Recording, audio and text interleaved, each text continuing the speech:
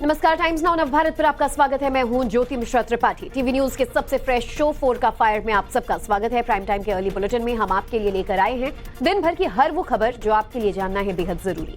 दुनिया में क्या कुछ हो रहा है, कहां किसने क्या कहा, हर खबर फैक्ट एंड रिसर्च के साथ अगले 1 घंटे तक होंगी तमाम डिटेल्स।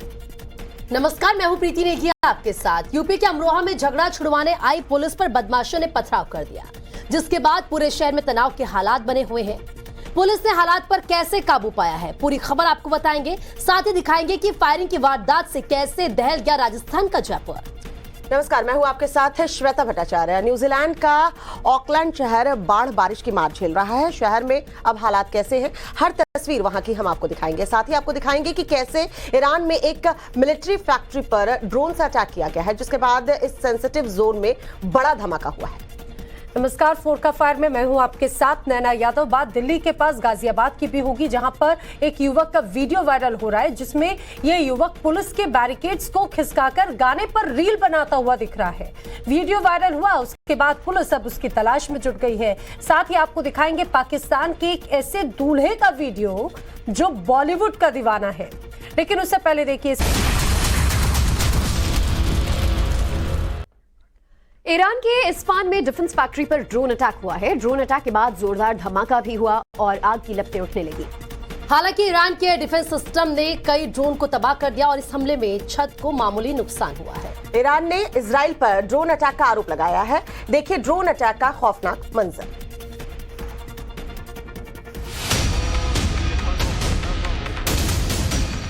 ईरान के इस्फहान में एक मिलिट्री फैक्ट्री में जोरदार धमाका हो गया।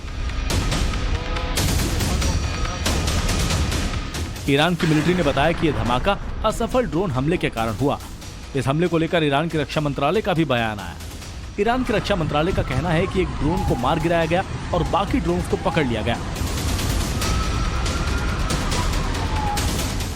इस हमले में किसी के हताहत होने की खबर नहीं। फैक्ट्री की छत को धमाके से नुकसान जरूर हुआ। ईरान का कहना है कि इससे पहले पिछले साल जुलाई में उसने इजराइल के लिए काम करने वाले कुर्दिशों की एक टीम को गिरफ्तार किया था। इन्होंने इस्फहान में एक मिलिट्री फैक्ट्री को उड़ाने की योजना बनाई थी। तेहरान के परमाणु कार्यक्रम को लेकर इजराइल के साथ बढ़ते तनाव के बीच एक घोषणा की गई थी। वहीं इजराइल का कहना है कि ईरान परमाणु हथियार विकसित करना चाहता है। अब बात दिल्ली की करेंगे, क्योंकि दिल्ली से सटे गाजियाबाद में रील बनाने के शौक ने 3 युवकों को जेल पहुंचा दिया है। गाजियाबाद में बीच सड़क पर रील बनाने का वीडियो वायरल हुआ था, जिसके बाद 3 युवकों को गिरफ्तार किया गया है। आपको बता दें कि नोएडा और गाजियाबाद में सरेआम बीच सड़क पर रील बनाने की घटनाएं लगातार बढ़ती जा रही हैं।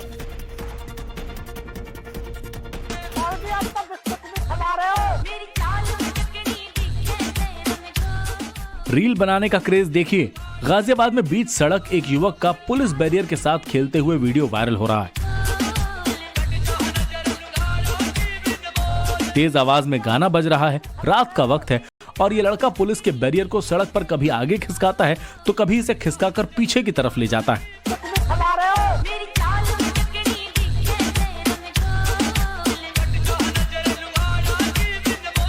इस बैरियर के पीछे कार खड़ी है। कार की हेडलाइट जली है और कार के अंदर तेज आवाज में गाना बज रहा है और गाना भी इतना तेज कि पूरी कार हिल रही है। इस लड़के ने पहले पुलिस का बैरियर खिसकाया, उसके बाद गाने पर बीच सड़क में डांस करता हुआ नजर आया। वीडियो वायरल हुआ तो पुलिस ने इस लड़के की तलाश शुरू की। गाड़ी के नंबर को ट्रेस किया गया और पुलिस बीच सड़क पर रील बनाने वाले इस लड़के तक पहुंच गई, जिसके बाद पुलिस ने इसको गिरफ्तार कर लिया। बढ़ते अगली खबर की ओर। भारत के पड़ोसी मुल्क पाकिस्तान में शादी का एक वीडियो सोशल मीडिया पर इन दिनों जमकर वायरल हो रहा है। और इस वीडियो में दूल्हा बड़े ही रोमांटिक अंदाज में दुल्हन के लिए फिल्मी गाना गाता हुआ नजर आता है। ये वीडियो सोशल मीडिया में जमकर सुर्खियां बटोर रहा है। वीडियो ने लोगों का दिल भी जीत लिया, तो आप भी देखिए दूल्हे राजा का ये रोमांटिक वीडियो।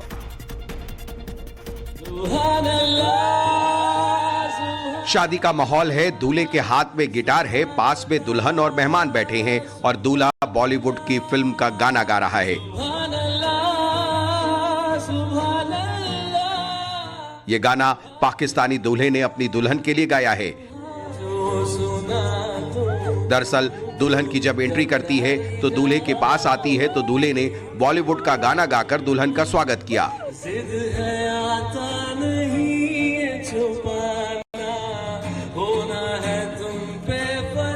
सोशल मीडिया पर यह वीडियो खूब वायरल हो रहा है और लोग इस वीडियो को खूब लाइक कर रहे हैं।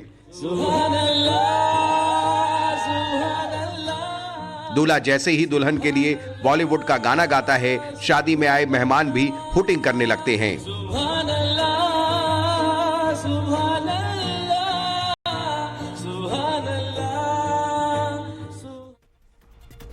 खबरों में आगे बढ़ते हैं और यूपी के हमीरपुर की बात करते हैं, जहां पर बेलगाम ट्रक ने एक माता पिता की इकलौती संतान को उनसे छीन लिया। तेज रफ्तार ट्रक ने बच्ची को कुचल दिया। इस दर्दनाक हादसे में बच्ची की मौके पर ही मौत हो गई। बच्ची लखनऊ से शादी समारोह में शामिल होने आई थी। परिजनों का रो रो कर बुरा हाल है, तो वहीं बच्ची के माता पिता सदमे में हैं।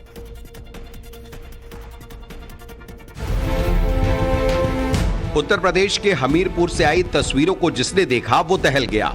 यहाँ एक बच्ची को तेज रफ्तार ट्रक ने कुचल दिया। घटना मौदोहा कोतवाली इलाके के नेशनल हाईवे की है। हादसे में मारी गई ये बच्ची यहाँ लखनऊ से एक शादी समारोह में शामिल होने के लिए आई थी। बच्ची सड़क क्रॉस करने के लिए तेजी से भागी, तभी एक तेज रफ्तार ट्रक उसके ऊपर से होकर गुजर गई। लोगों ने ट्रक को रोकने की कोशिश की, मगर वो तेज रफ्तार में मौके से फरार हो गया, जिसके बाद लोगों ने ट्रक का पीछा किया और ड्राइवर को पकड़कर पुलिस के हवाले कर दिया। बताया जा रहा है कि मारी गई बच्ची अपने माता पिता की इकलौती संतान थी। इस हादसे के बाद परिजनों का रो रो कर बुरा हाल है और इलाकों में लोगों में काफी गुस्सा है। पुलिस ने बच्ची का शव कब्जे में लेकर पोस्टमार्टम के लिए भेज दिया है और जरूरी कानूनी कार्रवाई की जा रही है। और बात अगली खबर की। भूकंप के तेज झटकों से आज ईरान कांप उठा। ईरान के खोई शहर में भूकंप से 7 लोगों की जान चली गई। 440 लोग जख्मी बताए जा रहे हैं। रिक्टर स्केल पर भूकंप की तीव्रता 5.9 थी। भूकंप की वजह से कई जगहों पर धरती फट गई। खोई में भूकंप से भारी तबाही हुई है। राहत और बचाव का काम अभी भी जारी। ईरान की धरती अचानक कांप उठी। उत्तर पश्चिम ईरान के खोई शहर में भूकंप के तेज झटके महसूस किए गए। ईरान की मीडिया के मुताबिक भूकंप में अब तक 7 लोगों की मौत हो गई है, जबकि 440 लोग जख्मी बताए जा रहे हैं। रिएक्टर स्केल पर भूकंप की तीव्रता 5.9 नापी गई। ईरान के पश्चिम अजरबैजान प्रांत के कई हिस्सों में भूकंप महसूस किया गया। भूकंप की वजह से यहां कई घरों को भी काफी नुकसान हुआ है। बचाव दल को ईरान के पश्चिम अजरबैजान प्रांत के क्षेत्र में भेजा गया है। फिलहाल राहत और बचाव का काम जारी है। भूकंप की वजह से घायल सभी लोगों को अस्पताल में भर्ती कराया गया है। जानकारी के मुताबिक कुछ भूकंप प्रभावित इलाकों में बर्फबारी हो रही है और कई जगह बिजली की कटौती की भी सूचना है। बताया जा रहा है कि भूकंप की वजह से कई जगह धरती फट गई, जिस कारण इन इलाकों से संपर्क पूरी तरह से कट गया है। और अब बात राजस्थान की करेंगे, क्योंकि राजस्थान में मौसम के उटपटांग रुख से किसानों की मुसीबत बढ़ चुकी है। उदयपुर समेत सूबे के कई जिलों में बारिश के साथ जोरदार ओलावृष्टि भी हुई है, जिससे कि फसलों को भारी नुकसान पहुंचा है। वेस्टर्न डिस्टर्बेंस के चलते पूरे उत्तर भारत में मौसम का रुख बदला बदला नजर आता है। दिल्ली एनसीआर में भी रुक रुक कर बूंदाबांदी हो रही है।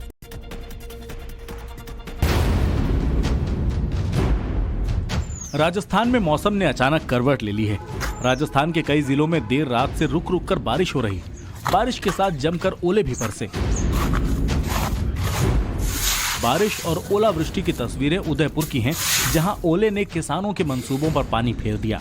उदयपुर समेत कई जिलों में इतनी ओलावृष्टि हुई कि खेतों में लहलहाती फसलें बर्बाद हो गईं।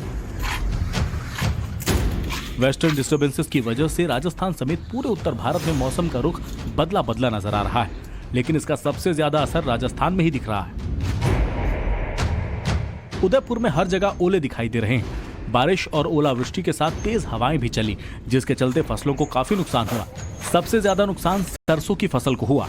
राजस्थान में बड़े पैमाने पर सरसों की खेती की जाती है, लेकिन मौसम की मार से किसानों की चिंता बढ़ गई है। मौसम विभाग ने राजस्थान समेत समूचे उत्तर भारत में बारिश और ओलावृष्टि की संभावना जताई है। खबर अमेरिका से। अमेरिका में गोलीबारी की घटना थमने का नाम नहीं ले रही है। गन कल्चर सुपर पावर के लिए आफत बनती जा रही है। यहाँ कैलिफोर्निया के लॉस एंजलिस में फिर से फायरिंग हुई। फायरिंग में 3 लोगों की मौत हो गई, जबकि 4 लोग गंभीर रूप से जख्मी हो गए। वहीं अमेरिका में एक महीने में चौथी बार फायरिंग की घटना सामने आई। ये रिपोर्ट देखिए।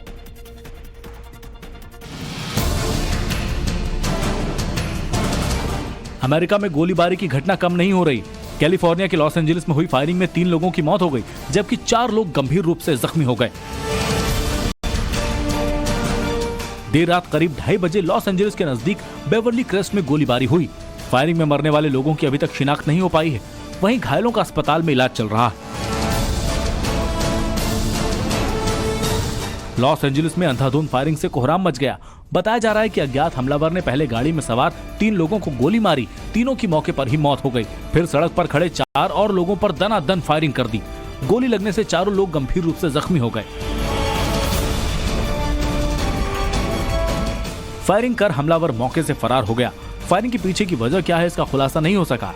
पुलिस इस घटना की तफ्तीश कर रही है। अमेरिका में 1 महीने के अंदर चौथी बार फायरिंग की घटना सामने आई है। वहीं आगरा लखनऊ एक्सप्रेस वे पर आज एक और बड़ा हादसा हुआ। लखनऊ से जयपुर जा रहे दवाइयों से भरे ट्रक में आग लग गई। घटना के बाद ट्रक ड्राइवर ने किसी तरह से कूदकर अपनी जान बचाई। ट्रक जलकर स्वाहा हो गया। दमकल कर्मियों ने कड़ी मशक्कत के बाद आग पर काबू पा लिया। देखिए आग से तबाही और बर्बादी का मंजर। भयानक, विकराल और डरावना मंजर। सड़क पर एक ट्रक में भीषण आग लगी है तो वहीं फायर फाइटर्स के जवान आग बुझाने की कोशिश कर रहे हैं। एक्सप्रेस वे पर खौफनाक आग की ये तस्वीरें उत्तर प्रदेश के इटावा की हैं, जहां लखनऊ से जयपुर जा रहे दवाइयों से भरे ट्रक में आग लग गई। इस घटना के बाद कोहराम मच गया। ड्राइवर के मुताबिक ट्रक में अचानक आग लग गई। बिना समय गंवाए ड्राइवर ने गाड़ी रोक दी और फौरन गाड़ी के बाहर निकल आया। देखते ही देखते आग ने रौद्र रूप धारण कर लिया और ट्रक आग का गोला बन गया। ट्रक में दवाइयां लदी थी, जिसके चलते आग तेजी से फैल गई। घटना की खबर मिलते ही फायर ब्रिगेड की टीम मौके पर पहुंची और आग को काबू पे पा लिया गया। इस दौरान आगरा लखनऊ एक्सप्रेस वे पर 4 किलोमीटर लंबा जाम लग गया। इस भीषण अग्निकांड से ट्रक पूरी तरह जलकर खाक हो गया, वहीं लाखों की दवाइयां भी स्वाहा हो गई। शॉर्ट सर्किट से आग लगने की आशंका जताई जा रही है।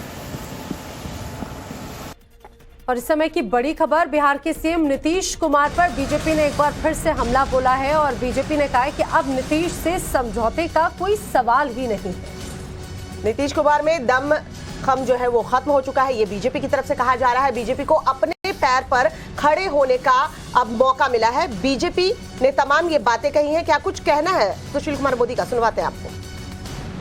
आदरणीय प्रधानमंत्री जी, अमित शाह जी, राष्ट्रपति, सभी लोगों ने स्पष्ट कर दिया है कि किसी भी हालत में नीतीश कुमार के साथ, जनता दल के साथ अब कोई भविष्य में गठबंधन नहीं हो सकता है। जिस व्यक्ति ने केवल बीजेपी को धोखा नहीं दिया, बिहार के जनादेश को धोखा दिया, नरेंद्र मोदी को धोखा दिया, उस व्यक्ति के साथ अब इस जिंदगी में कोई समझौता नहीं हो सकता है। और देखिए वो तो अब एक लायबिलिटी हो गए, एक बोझ हो गए। समझौता करता है जिसके बाद ताकत होती है। उनकी तो वोट ट्रांसफ़र करने की क्षमता खत्म हो गई। वो 44 सीट जीते और जब वो तब जीते जब नरेंद्र मोदी आकर उनके पक्ष में भाषण किया, नहीं तो 15 सीट भी नहीं जीत पाते। तो इसलिए अब नीतीश कुमार में दमखम खत्म हो गया। वो चाहे आरजेडी हो या कोई और हो, कहीं पर भी अब उनकी वोट दिलाने की जो क्षमता होती है वो क्षमता समाप्त हो गई है। तो इसलिए और बीजेपी को तो अच्छा हो गया, हम लोग तो खुश हैं कि छोड़ के चले गए। तो बीजेपी को अपनी ताकत पर 2025 में और सरकार बनाने का मौका मिलेगा और 2024 में भी प्रचंड बहुमत से हम चुनाव जीतेंगे। तो अपने पांव पर खड़े होने का बीजेपी को मौका मिला है। न्यूजीलैंड के ऑकलैंड में भारी बारिश और बाढ़ से लोग त्राहिमाम कर रहे हैं। बाढ़ से ऑकलैंड में जबरदस्त तबाही मची हुई है। ऑकलैंड में बाढ़ की वजह से 3 लोगों की मौत हो गई है, जबकि एक शख्स लापता बताया जा रहा है। न्यूजीलैंड के नए प्रधानमंत्री क्रिस हिमकिंस ने बाढ़ प्रभावित इलाकों का हवाई सर्वे किया। देखिए पूरी रिपोर्ट। न्यूजीलैंड इन दिनों कुदरत की जबरदस्त मार झेल रहा है। न्यूजीलैंड के सबसे बड़े शहर ऑकलैंड में बारिश ने भारी तबाही मचाई है। ऑकलैंड शहर में भारी बारिश और सैलाब से हाल बेहाल है। बाढ़ की वजह से ऑकलैंड में 3 लोगों की मौत हो गई है। वहीं लैंडस्लाइड की वजह से एक शख्स लापता है।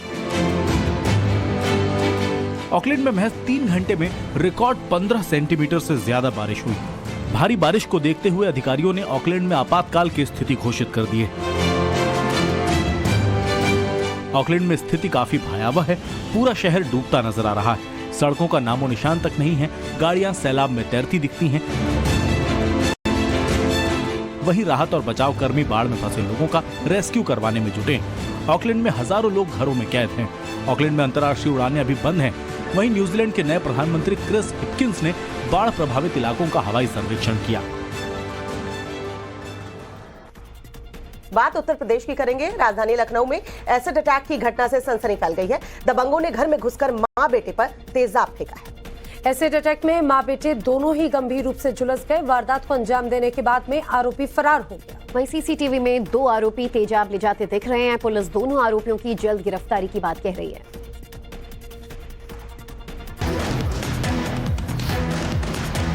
लखनऊ में एसिड अटैक का सनसनीखेज मामला सामने आया है। दबंगों ने घर में घुसकर मां बेटे पर तेजाब फेंक दिया। एसिड अटैक में दोनों मां बेटे झुलस गए। वहीं वारदात को अंजाम देकर आरोपी फरार हो गए। अटैक की ये खौफनाक वारदात गोमती नगर के विराम खंड 3 की है। अटैक करने वाले दोनों दबंग सीसीटीवी में कैमरे में कैद हो चुके हैं। इसमें से एक युवक के हाथ में एसिड की बोतल है। पीड़ित का कहना है कि दोनों अज्ञात युवकों ने उनके घर का दरवाजा खटखटाया। गेट खुलते ही दबंग मां बेटे पर एसिड डालकर फरार हो गए। गंभीर हालत में दोनों को लोहिया अस्पताल में भर्ती कराया गया है। हालांकि दोनों आरोपियों का चेहरा साफ साफ नहीं दिख रहा है। हमलावर कौन थे और उन्होंने मां बेटे पर हमला क्यों किया, इसका खुलासा नहीं हो सका। पुलिस सीसीटीवी फुटेज के आधार पर आरोपियों की तलाश कर रही है। इस घटना के बाद इलाके में खौफ का माहौल है।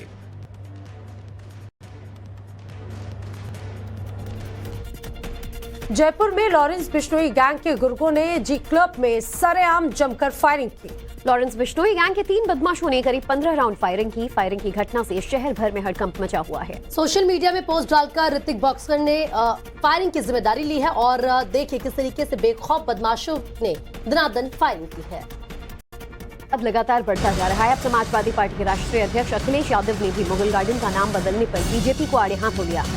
अखिलेश यादव ने बीजेपी पर हमला करते हुए कहा कि बीजेपी खुद कुछ काम करती नहीं है। बीजेपी का काम सिर्फ उद्घाटन करना और नाम बदलना है। उन्होंने कहा कि एक्सप्रेसवे का नाम भी अमृत एक्सप्रेसवे कर दो।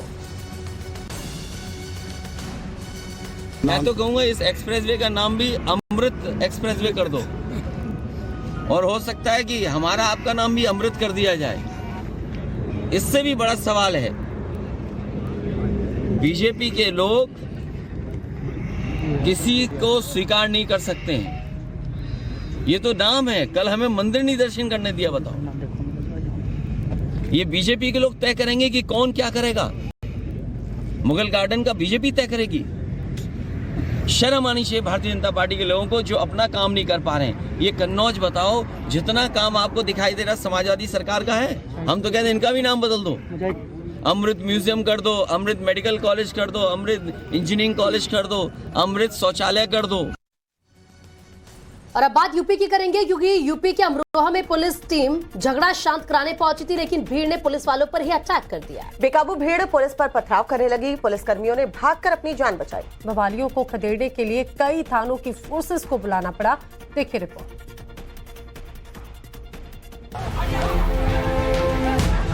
यूपी के अमरोहा में पुलिस पर बदमाशों ने लाठी डंडों से हमला बोल दिया। वारदात जोया इलाके की है, जहां 2 पक्षों में झगड़े के बीच बचाव करने पहुंची डिहौली पुलिस पर लोगों ने हमला कर दिया। पुलिस पर पथराव किया। इस दौरान पुलिसकर्मियों ने भागकर अपनी जान बचाई, जिसके बाद कंट्रोल रूम को सूचना देकर कई थानों से फोर्स मौके पर बुलाई गई।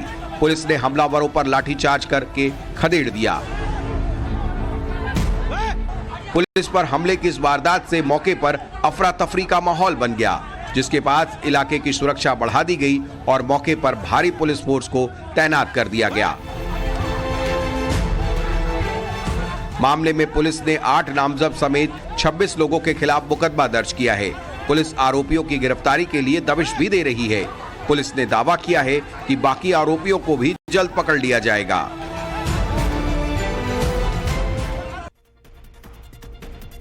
कांग्रेस के सांसद राहुल गांधी ने आखिरकार श्रीनगर के ऐतिहासिक लाल चौक पर तिरंगे को फहराया। इस ऐतिहासिक मौके पर प्रियंका गांधी समेत कांग्रेस के कई वरिष्ठ नेता भी मौजूद रहे। 31 साल पहले मुरली मनोहर जोशी के साथ नरेंद्र मोदी ने भी लाल चौक पर झंडा फहराया था। कल श्रीनगर में भारत जोड़ो यात्रा का ग्रैंड समापन होने वाला है। समापन समारोह में शिरकत करने के लिए तमाम विपक्षी दलों के नेताओं को न्योता दिया गया है। श्रीनगर का ऐतिहासिक लाल चौक आज एक बार फिर से सुर्खियों में है। होगा भी क्यों नहीं, लाल चौक पर शान से तिरंगा लहरा रहा है। कांग्रेस सांसद राहुल गांधी ने लाल चौक पर तिरंगा फहराया। आपको बता दें कि 31 साल पहले मुरली मनोहर जोशी के साथ नरेंद्र मोदी ने तिरंगा फहराया था। राहुल गांधी के साथ उनकी बहन प्रियंका गांधी और पार्टी के कई वरिष्ठ नेता भी नजर आए। झंडा फहराने के बाद राहुल गांधी ने तिरंगे को सलाम किया। राहुल के लाल चौक पर तिरंगा फहराए जाने के कार्यक्रम को लेकर पुलिस प्रशासन भी एक्शन में नजर आया और सुरक्षा व्यवस्था काफी सख्त रखी गई। लाल चौक को सील कर दिया गया था। आम लोगों की आवाजाही पर पूरी तरह से रोक लगा दी गई थी। इस दौरान लाल चौक पर तिरंगे से भी विशाल राहुल गांधी का कटआउट नजर आया। राहुल की भारत जोड़ो यात्रा अब अपने अंतिम पड़ाव पर है। कन्याकुमारी से शुरू हुई ये यात्रा 14 राज्यों से गुजरती हुई 3970 किलोमीटर की दूरी तय कर श्रीनगर पहुंची है। कल श्रीनगर में इस यात्रा का समापन होगा। ओडिशा के स्वास्थ्य मंत्री नाभा किशोर दास को एएसआई ने गोली मार दी है। गंभीर हालत में उन्हें एयरलिफ्ट कर भुवनेश्वर लाया गया। नाभा किशोर दास के सीने में आज 3 से 4 गोलियां लगी। कार से उतरते वक्त एक एएसआई ने स्वास्थ्य मंत्री को गोली मारी। पुलिस ने गोलीबाज एएसआई को गिरफ्तार कर लिया है, तो वहीं गोली किस वजह से मारी है, इसका खुलासा अभी तक नहीं हो सका। ओडिशा के स्वास्थ्य मंत्री नाभा किशोर दास पर जानलेवा हमला हुआ। स्वास्थ्य मंत्री झारसुगुड़ा जिले में एक कार्यक्रम में शिरकत करने पहुंचे थे। नाभा दास जब अपनी गाड़ी से बाहर निकले तभी एएसआई ने उनके ऊपर फायरिंग कर दी।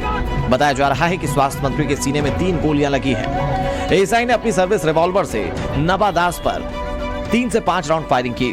पुलिसकर्मी की पहचान गोपाल दास के रूप में हुई है, जो गांधी चौक थाने में तैनात था। स्वास्थ्य मंत्री नाभा दास की हालत बेहद गंभीर बताई जा रही है। उन्हें एयरलिफ्ट कर इलाज के लिए भुवनेश्वर ले जाया गया। पुलिस ने आरोपी एएसआई को मौके पर ही गिरफ्तार कर लिया। एएसआई ने किस वजह से मंत्री को गोली मारी, इसका खुलासा नहीं हो पाया है। ओडिशा के मुख्यमंत्री नवीन पटनायक ने इस घटना की निंदा की है। आपको बता दें कि नाभा किशोर दास ओडिशा के झारसुगुड़ा जिले के एक प्रभावशाली नेता हैं। वे पहले कांग्रेस में थे और कांग्रेस छोड़कर बीजू जनता दल में शामिल हो गए थे। 4 का फायर में खबरों का सिलसिला लगातार जारी रहेगा। फिलहाल वक्त एक छोटे से ब्रेक का हो चला और ब्रेक के उस पार देखिए 100 खबरें रफ्तार से।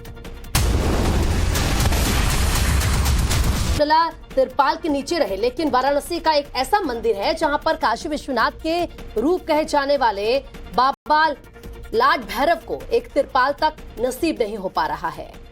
लंबे समय से विवाद के चलते बाबा लाड भैरव खुले आसमान के नीचे रहने को मजबूर है। यही नहीं, हर शुक्रवार बाबा के ठीक सामने जुमे की नमाज अदा की जाती है। हालांकि अब हिंदू संगठन इसे लेकर आर पार की लड़ाई के मूड में है और इस मामले में कानूनी लड़ाई लड़ने की बात कह रहे हैं। हमारे साथ बातचीत के लिए मौजूद है सुप्रीम कोर्ट के सीनियर लॉयर विष्णु शंकर जैन जी। जैन जी, आप ज्ञानवापी के लिए आपने लड़ाई लड़ रहे हैं ज्ञानवापी सिंगार गौरी केस में, लेकिन जो मुगल शासक औरंगजेब की जो विध्वंस की कहानियां हैं वो बनारस में लंबी हैं और एक उन्हीं कहानियों में से एक है बाबा लाड भैरव। कितना पीड़ा होता है बाबा खुले आसमान के नीचे हैं। मुझे लगता है कि मैं अपनी पीड़ा को अपने कलम के माध्यम से न्यायालय में व्यक्त करूंगा और जो हमारे समाज के साथ अन्याय हुआ है, जिस तरह की बर्बरता हुई है, जिस तरह का बेअदबी की जा रही है, उसको कोर्ट के माध्यम से उसको रेक्टिफाई करने का हम लोग काम करेंगे। ये बाबा लाड भैरव का कपाल भैरव का परिसर है, इसको मुक्त कराएंगे और जिस तरह की यहाँ पे इलीगल तरीके से घुस के जबरदस्ती यहाँ पे नमाज पढ़ी जा रही है उसको कोर्ट के माध्यम से रुकवाने का काम करेंगे। और इस पूरे यज्ञ में माननीय हरिहर पांडे जी, काशी के जितने लोग हैं, वरिष्ठ लोग हैं, हमारा ट्रस्ट जितने लोग हैं, सब एक लक्ष्य लेके, एक मिशन लेके इसको हम कोर्ट के माध्यम से आगे बढ़ाएंगे। और मुझे पूरा यकीन है कि वो दिन जरूर आएगा जहां पे इस परिसर में हम अपने बाबा का भव्य स्वरूप दोबारा देख पाएंगे। आप मुझे बताइए कि कितनी बड़ी हम पूरे समाज के लोगों के ऊपर इंसल्ट है जहां पे हम बाबा को त्रिपाल भी नहीं रख सकते। त्रिपाल भी नहीं, वही मैं कह रहा हूँ कि कम से कम राम जन्मभूमि में तो त्रिपाल भी था, लेकिन यहाँ तो बाबा साक्षात यहाँ प्रकट है, लेकिन यहाँ पर एक त्रिपाल तक नहीं। ये कितनी बड़ी जाति है, ये कितनी बड़ी जाति है और ये कितनी बड़ी अपीजमेंट पॉलिटिक्स इस देश में खेली गई है। तो राजनीति से अलग हटके इसको शुद्ध रूप से लीगल माध्यम से, कोर्ट के माध्यम से हम लोग जीतने का काम करेंगे। रुक करते कुछ और खबरों का बात करते हैं सन की तानाशाह की। साउथ कोरिया से लेकर जापान को अपने एटमी धमाकों से डराने वाले किम जोंग बड़ी टेंशन में इन दिनों है। नॉर्थ कोरिया की परेशानी अमेरिका और दक्षिण कोरिया की मिलिट्री ड्रिल को लेकर है। यूएस और साउथ कोरिया आर्मी ने वॉर जोन के लिए मास डिस्ट्रक्शन रिमूवल ड्रिल को अंजाम दिया। क्या है ड्रिल और किम जोंग कैसे अमेरिका को इसका जवाब देगा, इस रिपोर्ट में देखिए आप।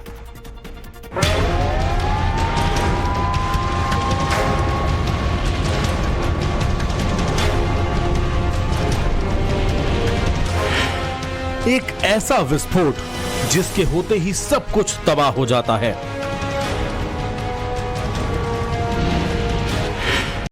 एक ऐसा बॉम्ब जिसके गिरते ही सब कुछ भस्म हो जाता है।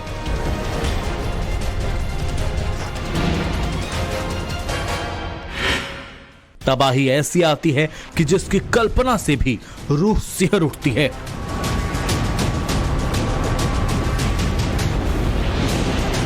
कुछ ऐसी ही तबाही का ख्वाब देख रहा है सन की किम जोंग उन। वो चाहता है बर्बादी ऐसी हो जिसमें सब कुछ राख हो जाए, एक जबरदस्त धमाका हो और पूरा का पूरा देश सहम उठे। तानाशाह किम जोंग उन एक साथ अमेरिका और साउथ कोरिया को दहलाने की साजिश में जुटा है। उसके दिल में क्या है ये किसी से भी छिपा नहीं।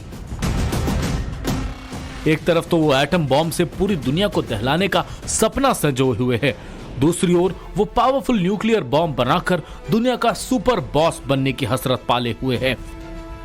दुनिया का सबसे बड़ा सन की सबसे बड़ी तबाही लाने की फिराक में है। वो न्यूक्लियर ताकत बढ़ाकर रौब जमाना चाहता है, न्यूक्लियर बॉम्ब के दम पर दुनिया को डराना चाहता है, बताना चाहता है कि उसकी टक्कर का कोई नहीं है। नॉर्थ कोरिया का तानाशाह किम जोंग उन कब क्या कर बैठे ये किसी को नहीं पता। तमाम रोगों के बावजूद सन की तानाशाह अपनी ताकत बढ़ाने में लगा हुआ है। चाहे बैलिस्टिक मिसाइल हो या न्यूक्लियर बम के एरिया में वो लगातार अपनी ताकत बढ़ा रहा है। एक और वो अंतरिक्ष तक मार करने वाली बैलिस्टिक मिसाइलों की टेस्टिंग कर रहा है, तो दूसरी ओर पावरफुल न्यूक्लियर बम बनाने में लगा है जिससे दुनिया की सबसे बड़ी तबाही लाई जा सके।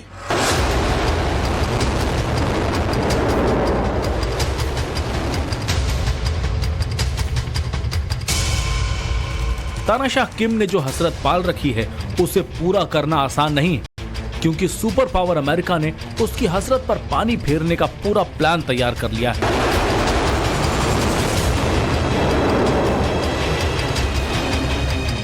इसी प्लान के तहत अमेरिका ने साउथ कोरिया के साथ मिलकर एक नया युद्धाभ्यास किया। इस स्पेशल वॉर एक्सरसाइज का मकसद ही किम जोंग के नापाक प्लान को रोकने का था। सनकी की कोशिश है कि ताकत बढ़ाकर वो दुनिया का पावर सेंटर बन जाए। तानाशाह की इसी सनकपन के कारण अमेरिका समेत उसके पड़ोसी देशों पर संकट के बादल मंडराते रहते हैं। लेकिन अब नॉर्थ कोरिया को बैकफुट पर धकेलने के लिए साउथ कोरिया और अमेरिका ने बड़ी तैयारी कर ली है।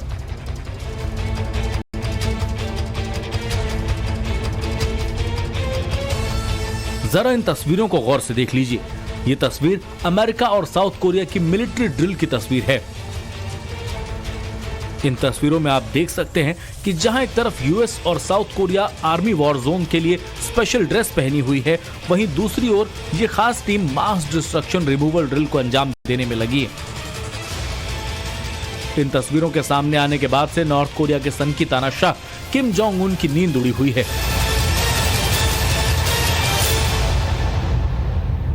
किम जोंग उन को मात देने के लिए अमेरिका के साथ मिलकर साउथ कोरिया बड़ी तैयारी में जुटा है। साउथ कोरिया के सैनिकों ने अमेरिका के सैनिकों के साथ मिलकर वॉर एक्सरसाइज की। इस एक्सरसाइज का मकसद किम की टीम को मात देना और न्यूक्लियर अटैक से बचाव करना था। अमेरिका और साउथ कोरिया का फोकस खास तौर पर न्यूक्लियर और मास डिस्ट्रक्शन वाले माहौल में किम की टीम को मात देना और लोगों का बचाव करना था। दरअसल किम के मूड और सनकपन के किस्सों को देखते हुए कहा जा रहा है कि कभी भी सन की किम जोंग परमाणु हमले को अंजाम दे सकता है। ऐसे में इन हमलों से बचने के लिए अमेरिकी सैनिकों ने खास तौर से मास डिस्ट्रक्शन से बचने पर काम किया। नॉर्थ कोरिया बॉर्डर के नजदीक वॉर एक्सरसाइज किया गया। अमेरिकी पैदल सेना ने एक्सरसाइज में हिस्सा लिया। पहली बार साउथ कोरिया के भूमिगत एक्सरसाइज में पार्टिसिपेट किया। जानकारी के मुताबिक जॉइंट एक्सरसाइज में सैनिकों को मास डिस्ट्रक्शन के हालात में जंग लड़ने के साथ साथ इससे निपटने और आम लोगों को बचाने की भी ट्रेनिंग दी गई। इस बारे में 2nd इन्फेंट्री डिवीजन ने जो तस्वीरें जारी की हैं, उससे पूरी जानकारी मिलती है। उसमें बताया गया है कि किस तरह से इस एक्सरसाइज को अंजाम दिया गया। खास बात यह है कि इस वॉर एक्सरसाइज में रोबोट का भी इस्तेमाल किया जाएगा। मुश्किल हालात में ये रोबोट कैसे मदद कर सकते हैं और कैसे इन पर लगे कैमरों की मदद से हताहतों का पता लगाया जा सकता है, ये भी इस एक्सरसाइज का खास हिस्सा था। तानाशाह किम जोंग अपने पड़ोसी देशों को कई बार एटमी अटैक की धमकी दे चुका है। सनकी तानाशाह के इस एटमी अटैक की धमकी से बाइडेन खेमे में हलचल है। जापान और दक्षिण कोरिया अपनी रिपोर्ट अमेरिका को दे चुके हैं। इन दोनों देशों ने बाइडेन को बता दिया है कि किम जोंग कभी भी अमेरिका पर हमला कर सकता है। यही वजह है कि अब व्हाइट हाउस नॉर्थ कोरिया की एटमी ताकत को रोकने के लिए हर संभव उपाय में जुटा हुआ है। अमेरिका की कोशिश है कि दबाव डालकर वो किम को घुटनों पर ला सके, लेकिन तानाशाह किम हर बार अमेरिका को चैलेंज कर रहा है। बता दें कि इस ड्रिल में अमेरिकी इन्फेंट्री रेजिमेंट की एक सैन्य टुकड़ी ने रिपब्लिक ऑफ कोरिया के 136वें मैकेनिकल बटालियन के साथ मिलकर वॉर एक्सरसाइज की। तो 4 का फायर में आज के लिए बस इतना ही। आगे देखिए राष्ट्रवाद राकेश पांडे।